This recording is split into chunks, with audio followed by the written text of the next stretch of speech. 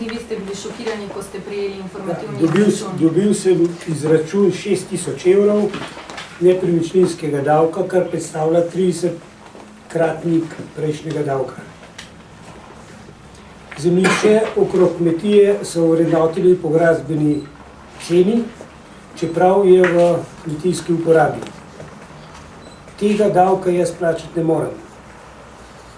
Dohodek na kmetiji pri molzi 40 krav, 80 glav govedi je 75 000 evrov in takih kmetij je na Gorenjskem in po Sloveniji še veliko.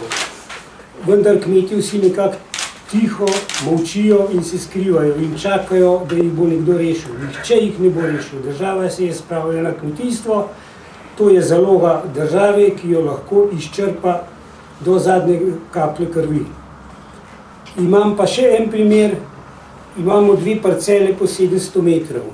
Na eni parceli je zgrajena hiša, ta je dobila davka 130 evrov, na drugi parceli, ki je v kmetijski obdelavi, je pa dobila 230 evrov davka.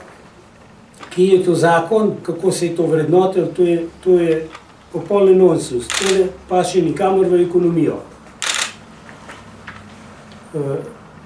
Če bo prišlo do tega davka, bo to praktično počasno uničenje slovenskega kmetov. Kmetje ne bojo sposobni več plačevati repromateriala, niti več plačevati davčnih obveznosti in to je samo še razprodaja.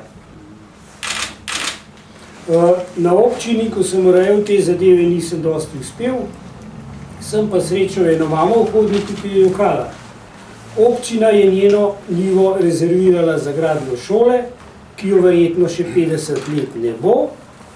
Tudi ona ni uspela se spremembe namembnosti in dobila je pa račun za 6000 evrov na leto. Kako bo država to urejala, ne vem. Mislim, da se je tej državi zmešalo. Hvala lepa.